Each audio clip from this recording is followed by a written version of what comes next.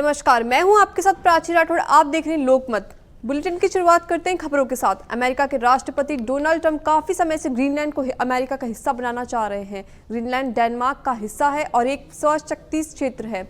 पिछले कुछ समय से ट्रंप ने ग्रीनलैंड को अमेरिका में शामिल करने के विषय में बयानबाजी तेज कर दी और यह भी साफ कर दिया है कि अगर उन्होंने ग्रीनलैंड को कब्जे में नहीं लिया तो रूस और चीन का वहां प्रभाव बढ़ जाएगा।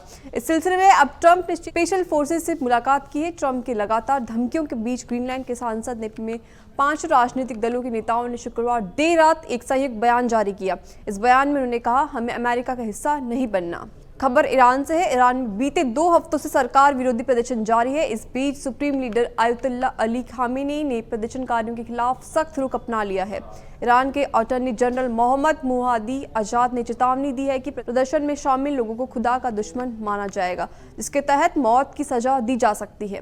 तेहरान के एक डॉक्टर के हवाले से दावा किया कि राजधानी के सिर्फ 6 अस्पतालों में कम से कम 217 प्रदर्शनकारियों की मौत दर्ज की गई है, जिनमें ज्यादातर की मौत गोली लगने से हुई है। अब तक 2600 से ज्यादा लोगों को गिरफ्तार किया जा चुका है। खबर कनाडा से है। अमेरिकी राष्ट्रपति डोनाल्ड ट्रंप की वेनेजुएला में हालिया कार्रवाइयों के बाद कनाडा में भी डर और चिंता का माहौल है। अमेरिकी सेना हाल ही में वेनेजुएला में घुसकर उसके राष्ट्रपति निकोलस मादुरो और उनकी पत्नी को पकड़कर न्यूयॉर्क ले आए थे। इस बीच ट्रंप के पुराने बयान और धमकियां फिर चर्चा में आ गई, जो उन्होंने कनाडा के 51वां अमेरिकी राज्य बनाने के लिए दी थी। कनाडा के अखबार द ग्लोब एंड मेल में छपे एक लेख में कहा गया है कि कनाडाई लोगों को इस बात को गंभीरता से लेना चाहिए कि ट्रंप उनके देश के खिलाफ भी मिलिट्री प्रेशर का इस्तेमाल कर सकते हैं।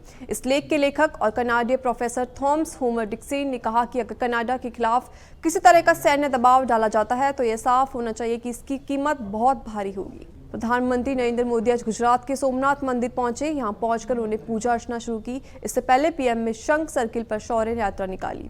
पीएम ने 1 किलोमीटर लंबी यात्रा में डमरू भी बजाया। पूजा अर्चना के बाद पीएम मोदी ने सद्भावना ग्राउंड में सार्वजनिक सभा को संबोधित किया। आपको बता दें, पीएम मोदी शनिवार शाम सोमनाथ मंदिर पहुंचे थे। यहां सोमनाथ मंदिर पर साल 1026 में हुए पहले आक्रमण के 1000 साल पूरे होने पर सोमनाथ स्वाभिमान पर्व मनाया जा रहा है। कार्यक्रम का नाम सोमनाथ स्वाभिमान पर्व पीएम ने ही रखा है। यह 8 से 11 जनवरी तक मनाया जा रहा है। पूर्व रॉ प्रमुख विक्रम सूद ने शनिवार को कहा कि इस्लामाबाद के रवैये में मौलिक बदलाव के बिना पाकिस्तान के साथ शांति संभव नहीं है। बार बार की दुश्मनी को देखते हुए उसके साथ समझौता या बातचीत करने में बहुत कम फायदा है। सूद ने मंगलुरु लीड फेस्ट में ग्लोबल पावर डायनामिक्स पर एक सेशन को संबोधित करते हुए यह बात कही कि सूद ने कहा कि मुझे पाकिस्तान के भारत के साथ होने वाली समस्याओं का कोई समाधान नहीं दिखता। उसके नेता खुलेआम घोषणा करते हैं कि उनका इस्लामिक राज्य है, गैर मुसलमानों के खिलाफ जिहाद जारी रहेगा और कश्मीर से निपटना जिहाद है। वह बस सही समय का इंतजार कर रहे हैं। पूर्व रॉ चीफ सूद ने भारत की राजनयिक रणनीति, अमेरिका के बढ़ते वैश्विक हस्तक्षेप और श्रीलंका बांग्लादेश के क्षेत्रीय संकट पर भी अपने विचार रखे। सोशल मीडिया प्लेटफॉर्म एक्स ने अपनी गलती मान ली है। उसने अपने कंटेंट मॉडरेशन स्टैंडर्ड में कमियों का स्वीकार किया है। अब एक्स ने भारत सरकार से कहा कि वह भारतीय कानून का पूरी तरह से पालन करेगा और नियमों के अनुसार काम करेगा। बता दें कि सोशल मीडिया प्लेटफॉर्म पर अश्लील और यौन रूप से आपत्तिजनक कंटेंट के सर्कुलेशन को लेकर भारत सरकार ने चिंता जताई थी। सरकार ने कई सारे पोस्ट और अकाउंट डिलीट करने का निर्देश दिया था। अब एक्स पर लगभग 3500 अश्लील कंटेंट को ब्लॉक कर दिया गया है। इसके अलावा 600 से ज्यादा अकाउंट डिलीट कर दिए गए हैं। अजदुद्दीन ओवैसी के बयान से सियासी गलियारों में बवाल मच गया है। उन्होंने कहा था कि एक दिन हिजाब पहनने वाली बेटी भारत की प्रधानमंत्री बनेगी। इस पर बीजेपी की राष्ट्रीय प्रवक्ता शाहजाद पूनावाला ने करारा जवाब दिया है। पूनावाला ने कहा कि ओवैसी को पहले हिजाब या बुर्का पहनने वाली किसी महिला को अपनी पार्टी का राष्ट्रीय अध्यक्ष बनाना चाहिए। बीजेपी के राष्ट्रीय प्रवक्ता ने आगे कहा कि जिस पार्टी के नाम में मुस्लिमीन शब्द है, उसे दूसरों को सेकुलरिज्म का पाठ पढ़ाने का कोई हक नहीं है।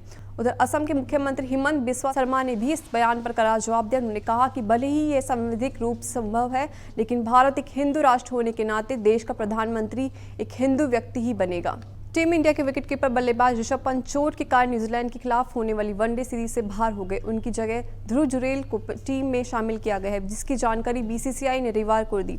शनिवार शाम अभ्यास सत्र के दौरान पंत थ्रोडाउन स्पेशलिस्ट के खिलाफ बल्लेबाजी कर रहे थे। इस दौरान एक गेंद उनके पेट की दाहिनी तरफ जा लगी।